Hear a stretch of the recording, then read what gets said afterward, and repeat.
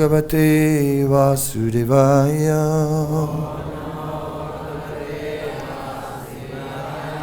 Om Namo Bhagavate Vasudevaya.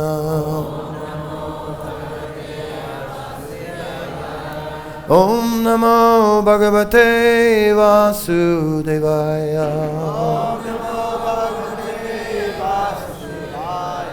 Om Namo Bhagavate Vasudevaya.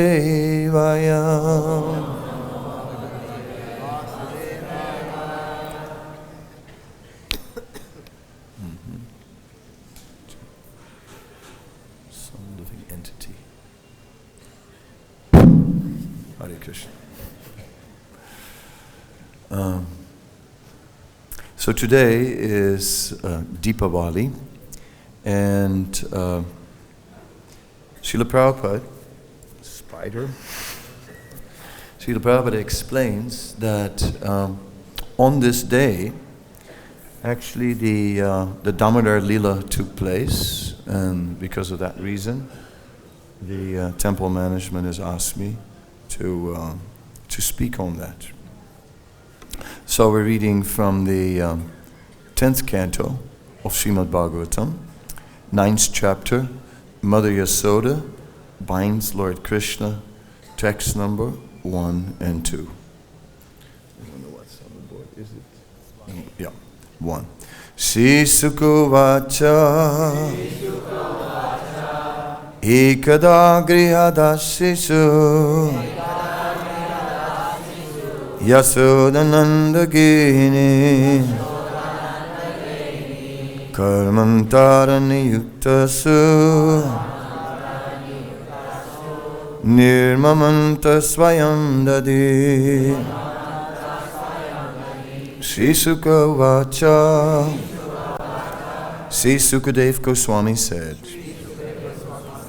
Ekada, one day, Grihadashishu, when all the maidservants of the household were otherwise engaged.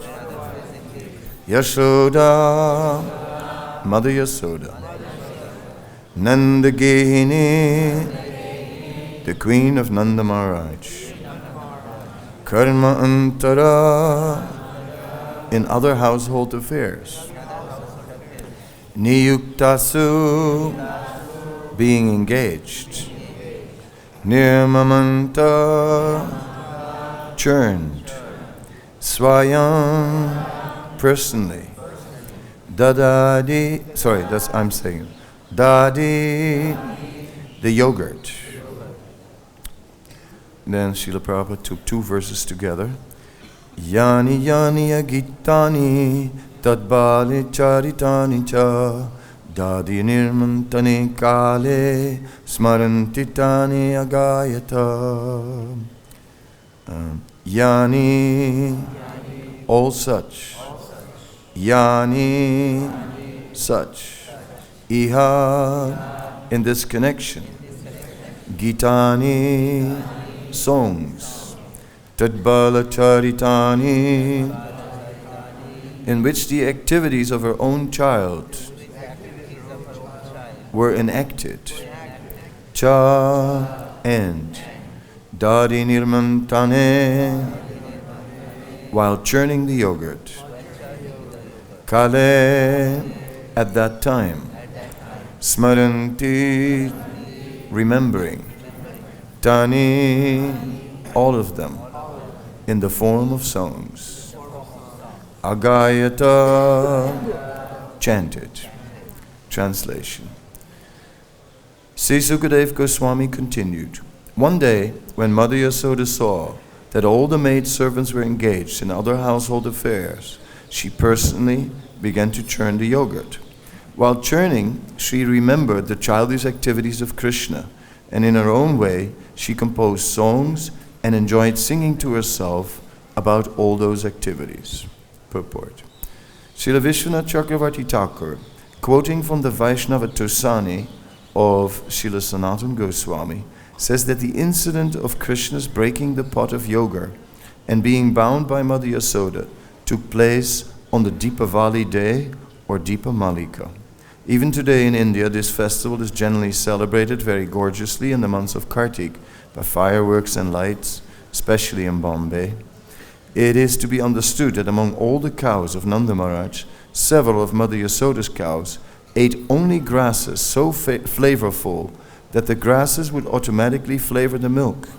Mother Yasoda wanted to collect the milk from these cows, make it into yogurt, and turn it into butter personally, since she thought that this child Krishna was going to the houses of neighborhood gopas and gopis to steal butter, because he did not like the milk and yogurt ordinarily prepared. While churning the butter, Mother Yasoda was singing about the childhood activities of Krishna. It was formerly a custom that if one wanted to remember something constantly, he would transform it into poetry or have this done by a professional poet. It appears that Mother Yasoda did not want to forget Krishna's activities at any time. Therefore she poeticized all of Krishna's childhood activities, such as the killing of Putana, Agasura, Sakatasura, and Trinavarta, and while churning the butter, she sang about these activities in poetical form. This should be the practice of persons eager to remain Krishna conscious 24 hours a day.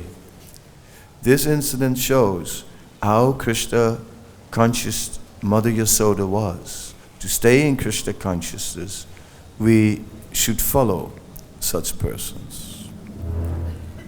Om Ajnana-timirandasya Kanana Salakaya Chakshurunmilitam Yena Tasmai Shri Gurave Namah Shri Chaitanya Manobhistam Stapitam Yena Bhutale Swayam Rupa Kadamayam Dadati Swapadantikam Vandeham Shri Guru Shri Yuta Pada Kamalam Shri Gurun Vaisnavamscha Shri Rupam Sagrajatam Sahagana Raghunathan Vitam Tam Sajivam Sadvaitam Savadutam Parijana Saitam Krishna Chaitanya Devam Shri Radha Krishna Padan Sahagana Lalita Sri Visakan Vitamscha He Krishna Karuna Sindha Dinavana Jagatpate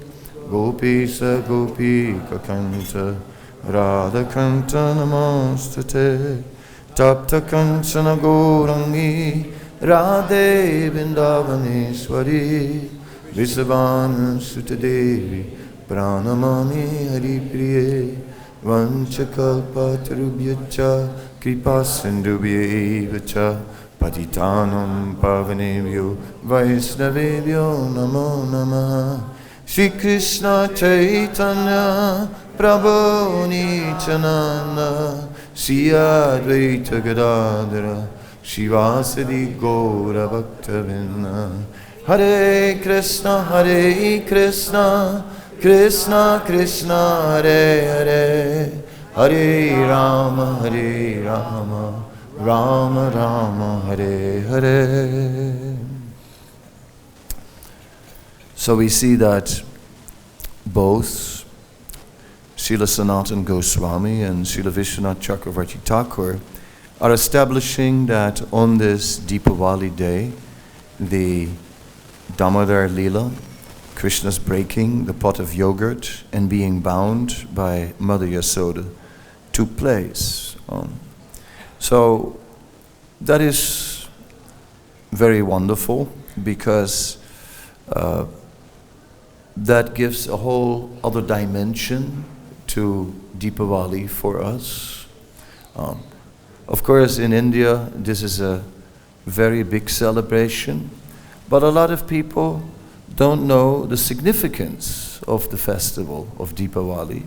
Rather, they say something like the festival of light, like that. Right? The light is the auspiciousness and things like this, but no deeper meaning. We know that the occasion has its origin in the return of Lord Ramachandra to Ayodhya, and that the residents were placing little lights all over the buildings and in the windows and so on. So we see the Deepavali in that context of Lord Ramachandra's pastimes. But then now we see that Deepavali also has a dimension in Krishna's pastimes. And that the Damodar Leela, which is so central to this entire month of Kartik, is then took place on this day. So that makes Deepavali very significant to us. Lord Damodar,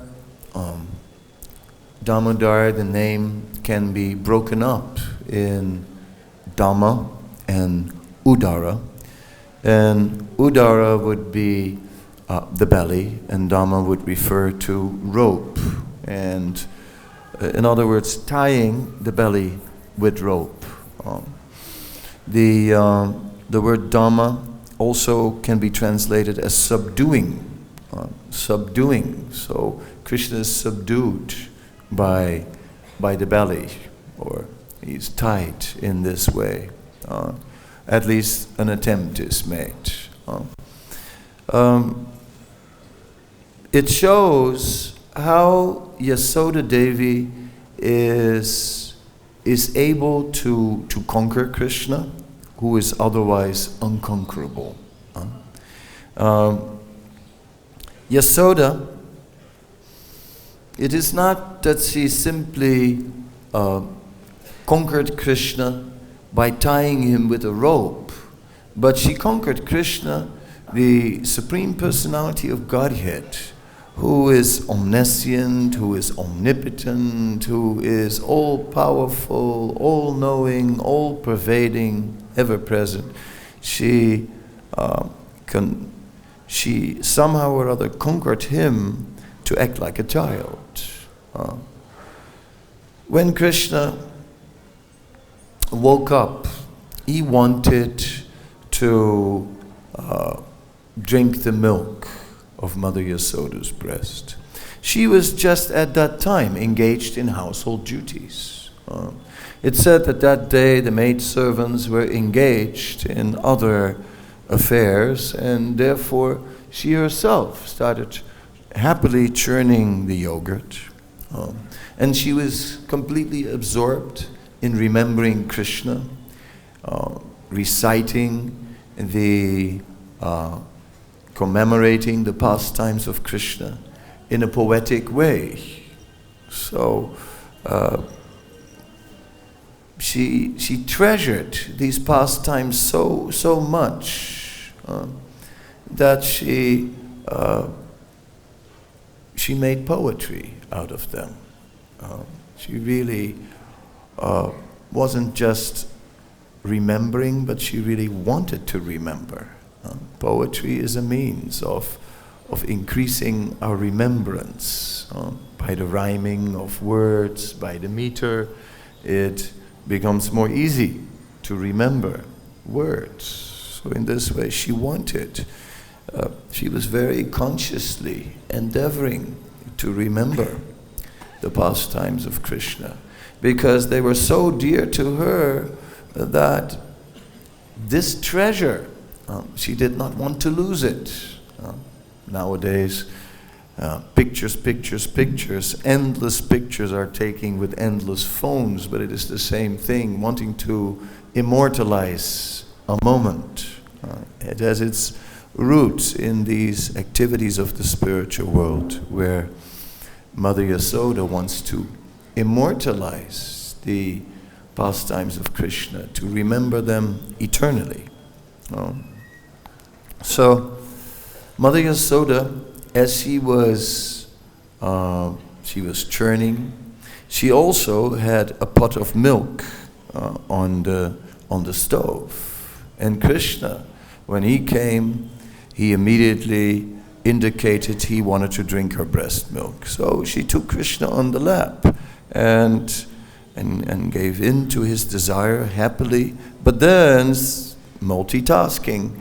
So then that milk on the stove started to boil over, And she immediately put Krishna down and immediately attended to that milk.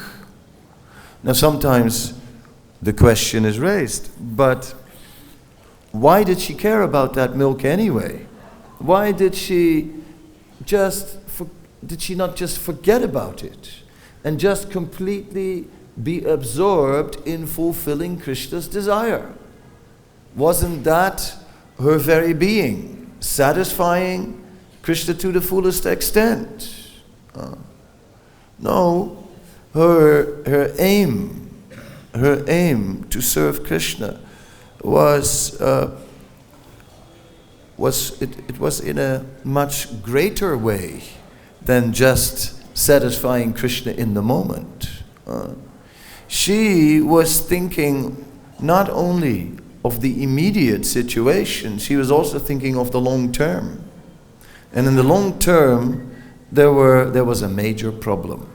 And the major problem that came out once when Nanda Maharaj was saying, when Nanda Maharaj was told how he had such a wonderful son and how fortunate he was to have such an amazing son. And Nanda Maharaj says, amazing son? What do you mean?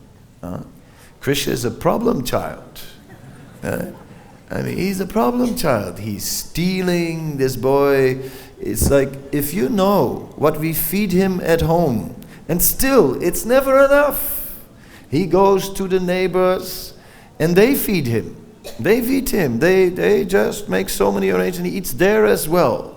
And even after all that, still, he's stealing. This boy is so lusty, and it's like, I'm very worried about my son. Yasoda, equally so, was very worried about her son.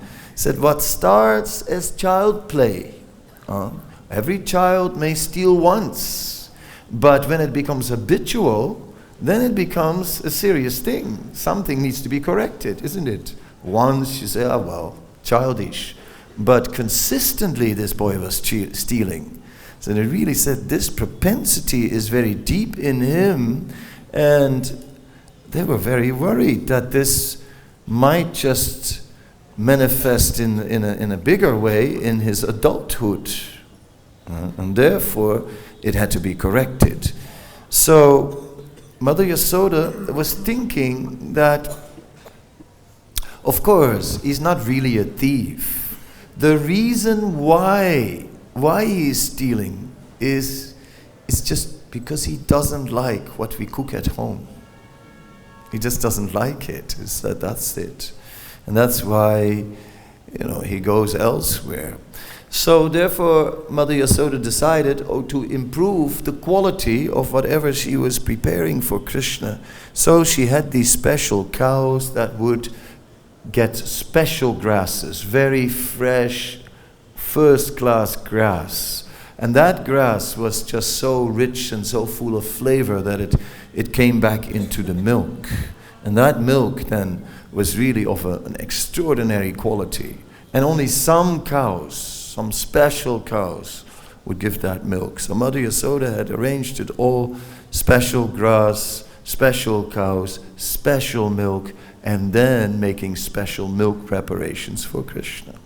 So this milk on the stove was not just a pot of milk on the stove which needed to be attended to. It was a lot more. It was a lot more. It was part of a whole arrangement to correct Krishna, to protect Krishna in the long term. We cannot just, in our Krishna consciousness, care about the need for the moment and lose the vision of the bigger picture, of the long-term need and of Krishna. In our devotional service, all these needs must be considered. Yes, the moment, what we need right now is there, but certainly also in the context of the bigger picture. And whatever we do must satisfy both needs. So both the immediate need and the long-term need must be satisfied. Now Mother Yasoda, she could not do both things at the same time. So she had to make a choice. So she decided, all right, let me quickly save the milk on the stove, put Krishna down for a moment, and then I'll fully attend to him again. But Krishna was not satisfied with this. So in this way we can see that Mother Yasoda's love for Krishna was by no means compromised for putting him down and attending to the milk on the stove. It was not. She was continuously acting out of full absorption in love for Krishna, only his well-being in mind and nothing else. In this way, Srila Prabhupada said that in this material world there is no love, only lust. And he also, Chaitanya Charitamrita, defines love and lust as Atmendriya Pritivancha Tarabolikam Krishnendriya Prityacha Dara Premanam. It is said that by satisfying, if the aim is to satisfy our own senses, we speak about lust. And if the aim is to satisfy the senses of Krishna, then we're speaking about love. Then Srila Prabhupada pointed out that, but if anything comes close in this world to love, then it is what is displayed by the mother for her child, because it's the most selfless. But even there, that may be mixed with personal agenda. Parents who want their children to become what they could never be. You must study medicine because I wanted to, but my father would not let me. Therefore, you shall study medicine. We want to give you this opportunity, but I don't want to study medicine. No, we want to strangle you with this opportunity. We want to suffocate you, force you, and somehow or other. So there we see a personal agenda coming into parental affection in this world. These children are my servants.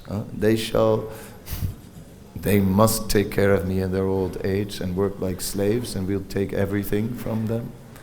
We won't give them a chance to develop their own lives. They must just serve their parents. So all these things are showing selfish interest. Mother Yasoda is the origin of all motherhood.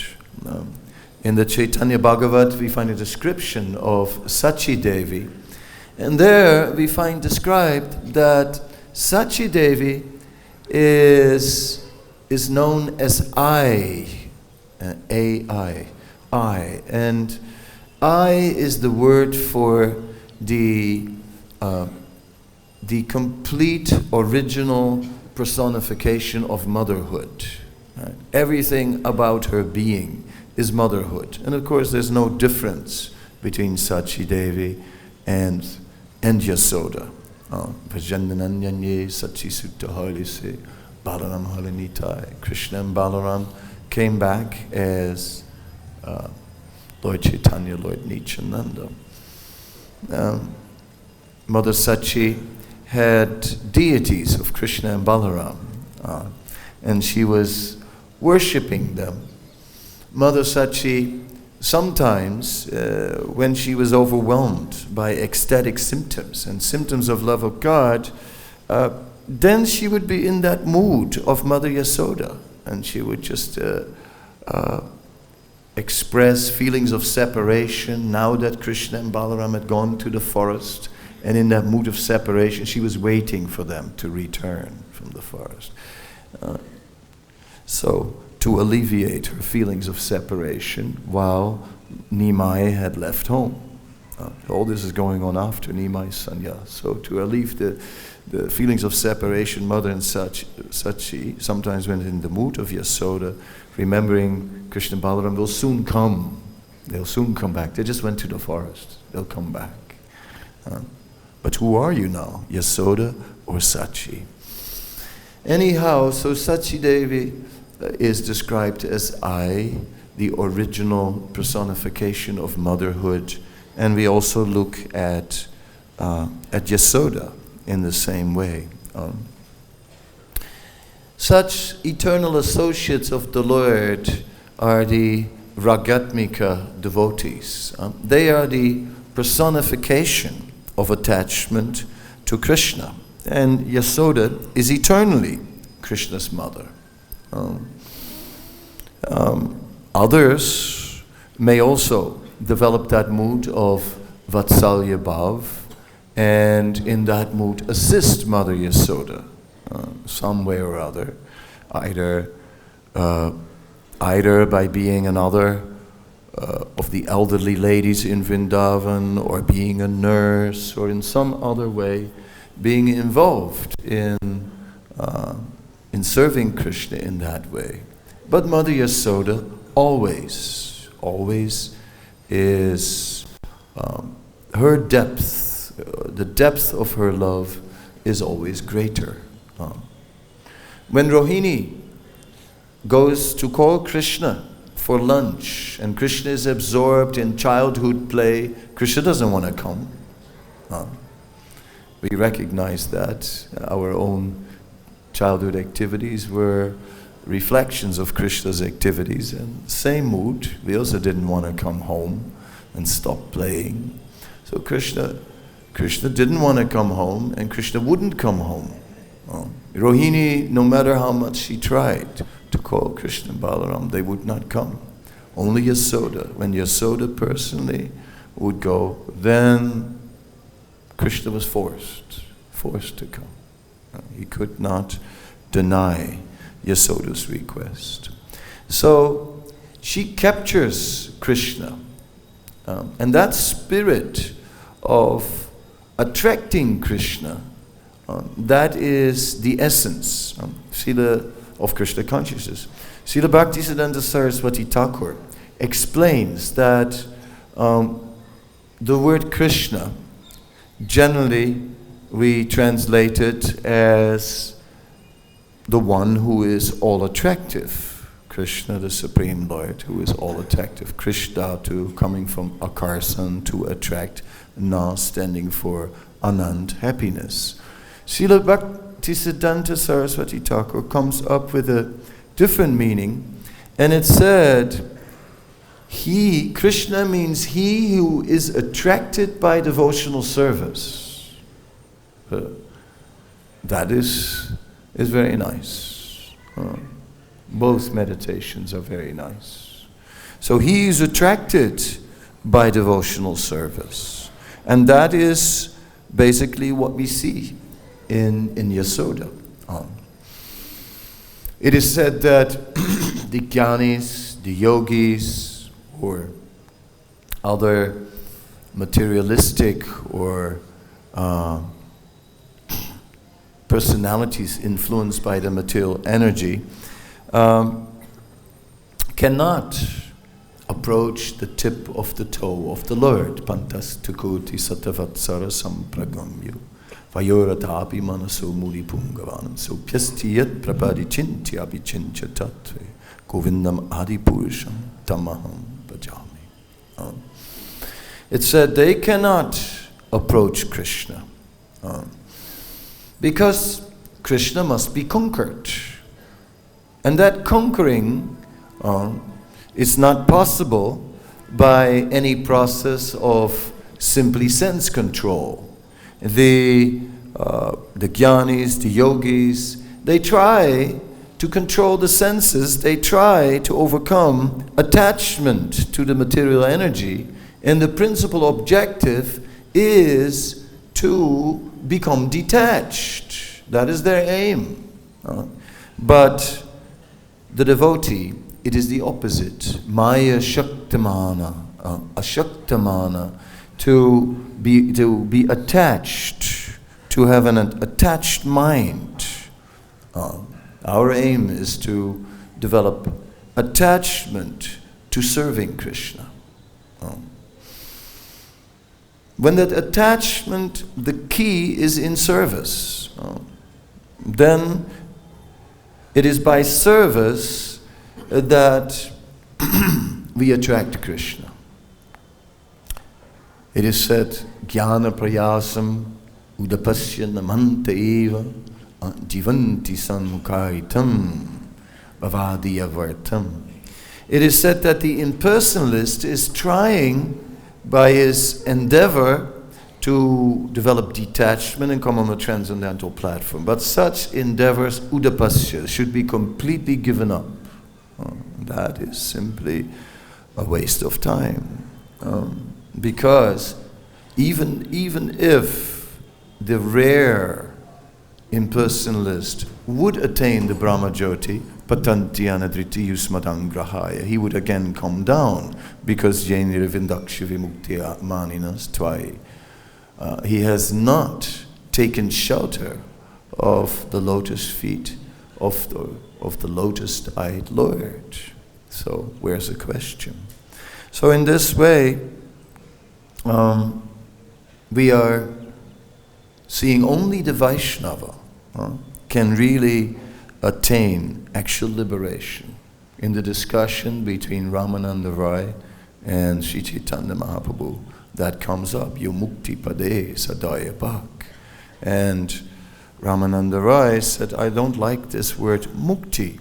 Sri Chaitanya Mahaprabhu, he said, because this mukti reminds me of impersonal liberation.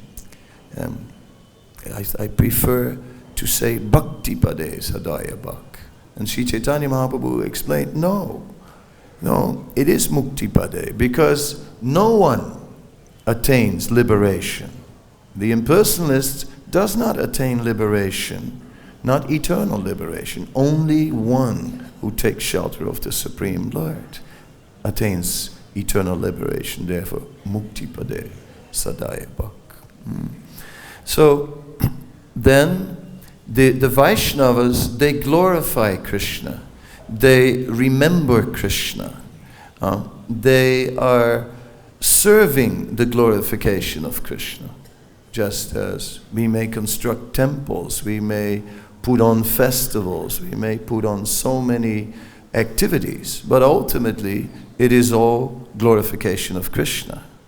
Our aim is to glorify Krishna. When we preach, it's not that we're using hypnosis or other such techniques or debating techniques to defeat people, to somehow or other convince them. Simply, we glorify Krishna. Yes, we may try to convince people, but ultimately, the substance of what we give is the glorification of Krishna. So, in this way, we are trying to bring everyone on the path of glorifying Krishna. And no need to withdraw from the world. Like the impersonalist, the yogis, they have to go to Himalayas, live in caves, in forests, remote from the world. No need. We can simply sthanam stita shruti-gatam. We can simply stay where we are and make it our goal to hear about Krishna. Tanavan manubir. And by engaging ourselves in the glorification of Krishna, mind, body, words, and all. Through that endeavor, ye priyas ajitta jitto, through that endeavor we can conquer Krishna. That is the point. And by serving those who are fully absorbed in that way, by following in the footsteps of those who are fully absorbed in this way, then it is possible. Not by merely our own endeavors. In the past, I used to stay here in Vrindavan, and in those days, things were more simple, less modernized. And one thing that was going on, Vrindavan was a place where sometimes people would get some disease, and it could go quite serious, malaria, typhoid, such things. But more dangerous than these dangerous diseases were the doctors. Right? That was for sure.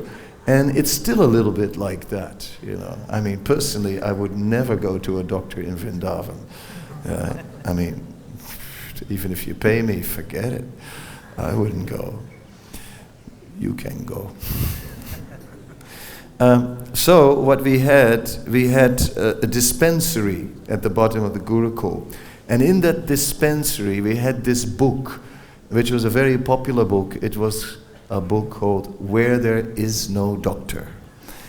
And, you know, every disease, all the symptoms described in there. And that book, it was really used. All the pages have been turned many times. You could really see that everyone was into it. And when you read it, you could see, yes, I have malaria. Next page. Yes, I have typhoid as well. A bit of cholera also. Somehow or other, as we were reading it, you know, we seem to have all the diseases, all of them at once. A bit of everything. It's not possible, even if one has pure transcendental knowledge from Srimad Bhagavatam, purely presented, to simply start doctoring oneself by trying to follow it as much as possible. One must very carefully follow in the footsteps of the Vaishnavas.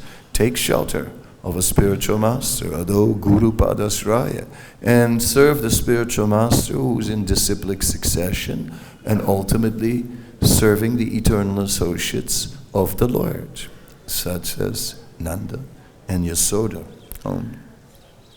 So that is the amazing thing. We're seeing how Yasoda is just completely Krishna conscious.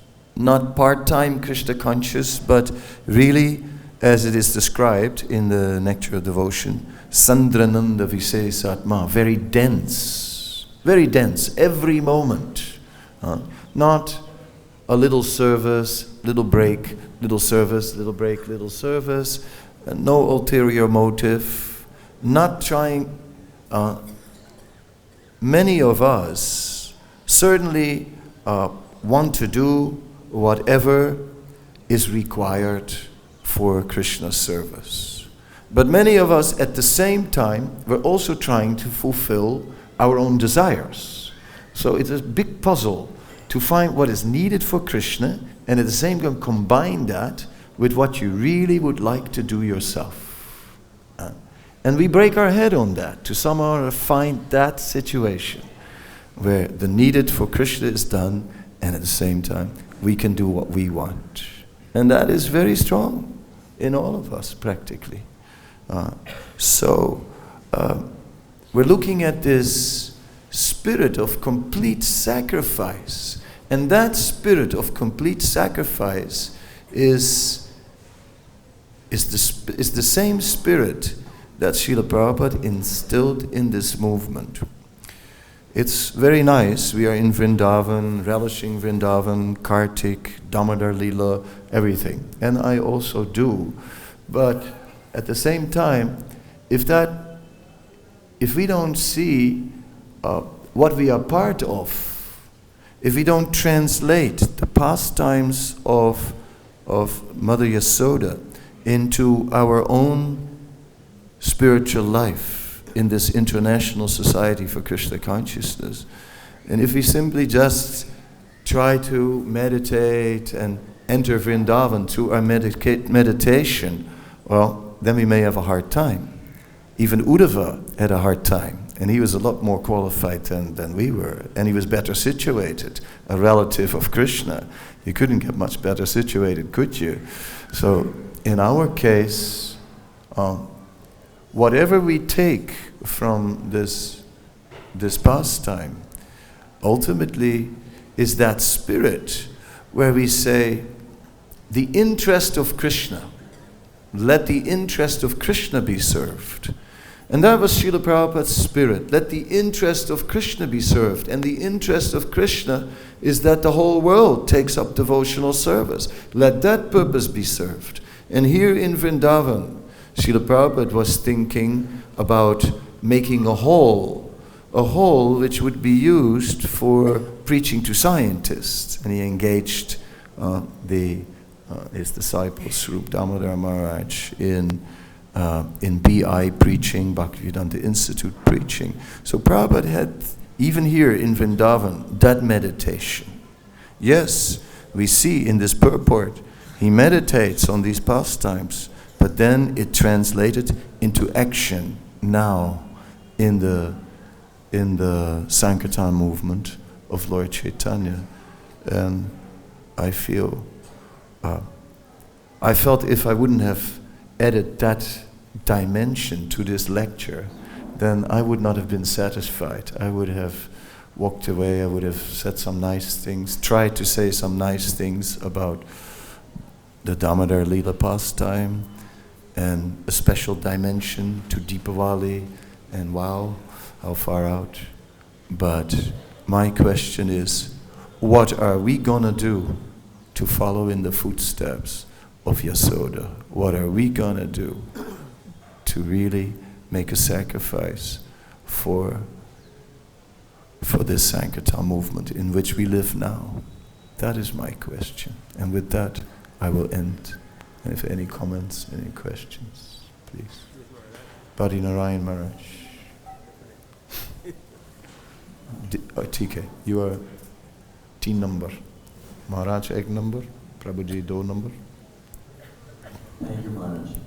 I never thought of Krishna as a problem child before. That's a very nice meditation. How they're worried what to do about this boy. But my question is, you were talking about how we break our head to, I want to be fully absorbed in fulfilling what is Krishna's desire, what is Krishna want. And yet I have my own inclinations, my own tendencies, my own personality. And how do I line these up? How do I dovetail them, as Prabhupada would say? And that is the nub of the issue, the struggle, the angst of the soul. Can you give us some, I mean, you've told us how by servicing this, but can you elaborate on this a little bit, on this point? Because it is a big struggle. You know, It's true. You know. Yeah, thank you very much. And do I just go full bore and then we see people explode? Next thing you know, they're... Right. No, very good.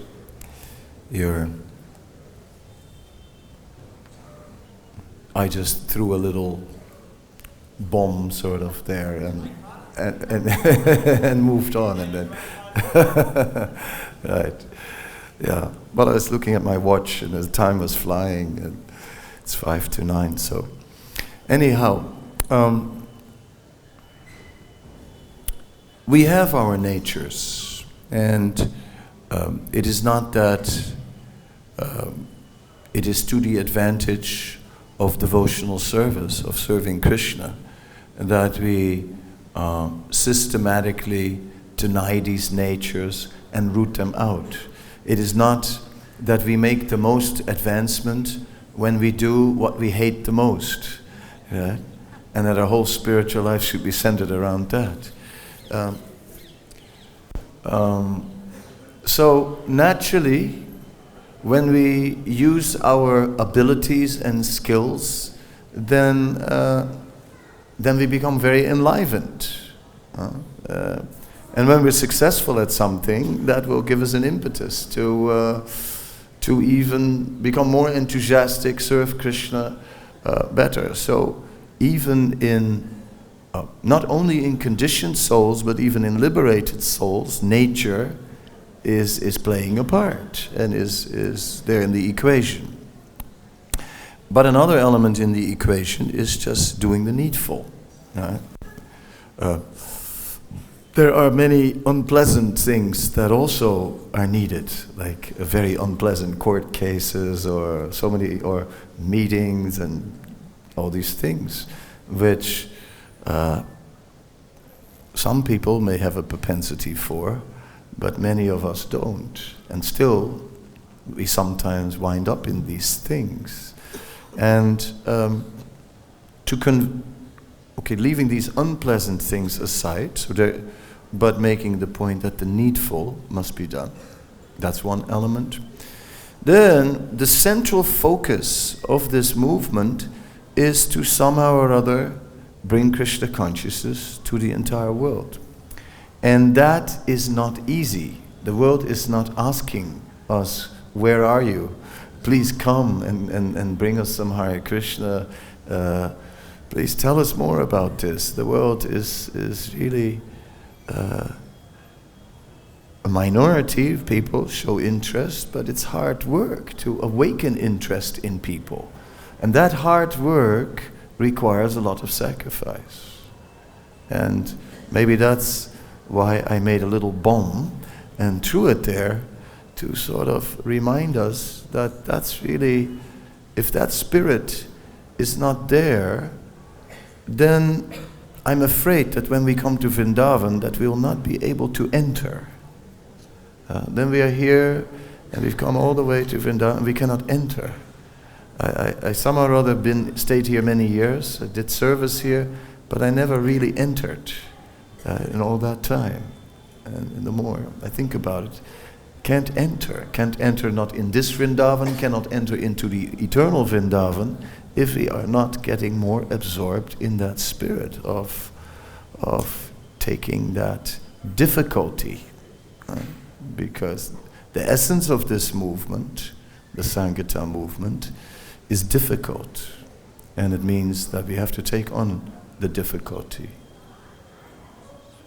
Please add something to correct me or improve.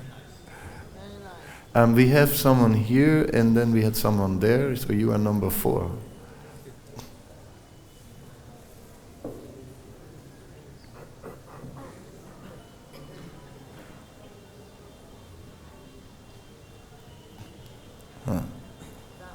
I'll try and keep it short now. Thank you very much. I went to the Swamis of Vrindavan.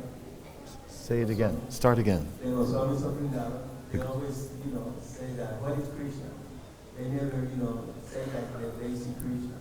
Yeah. So my question is, how the separation is more intensity than meeting himself? Yeah, that's a big topic. It's a bit over my head, actually, to tell you the truth. How separation, how it is more exalted than meeting. Philosophically, we can look at it, but emotionally, I don't know if I can realize it. We understand that because in this world, when we've come separated of the object of our love, the prince from the princess, then he's just feeling pain, and misery. But when there is separation from Krishna, then immediately there is remembrance of Krishna. And the remembrance of Krishna is so ecstatic and so fulfilling that even in this feeling of separation, there is so much ecstasy. So much ecstasy. So immediately the devotee becomes ecstatic. Therefore it is said this separation is like hot sugar cane. It is like too hot to handle and too sweet to resist. So these are some of the theoretical things we read. But to actually experience this is not so easy. So let's just for the time being go back to basics. Try and make a sacrifice to attract Krishna. Then maybe our separation will increase. Because now, I don't know how much separation I have from Krishna. Separation from so many other things. Okay, yes. Thank you. Thank you, Maharaj, for a nice class. Take a little further away. Yeah. Yes, thank you. Thank you, Maharaj, for a nice class. No, he can speak. Okay. Thank you, Maharaj, for a nice class. And by the way, tell ISKCON that you gave the class. Okay. Thank you for that instruction. I will tell the original Keshava. That Adi, the original one. I have a comment. Yes, like you were speaking about in childhood also we were not ready to go home. We were playing. And similarly, we had the habit of stealing and also playing with the girls. The same, all the qualities of Krishna in childhood, also some of the qualities we were having. Yeah. Yes, this material world ultimately is a reflection of the spiritual world, and we're all imitating the activities of Krishna in this material world, Krishna and his associates. So we're just imitating, because we've developed a little bit of a competitive spirit with Krishna. See, we wouldn't mind to be the center of the universe and be remembered and worshipped by all. Therefore, even in childhood, it's already there, this competitive spirit. That's the difficulty.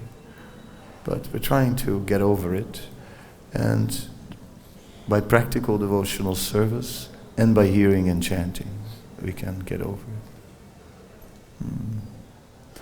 Thank you so much, Srila Prabhupada ki jai, Grantaraj Srimad Bhagavatam ki jai.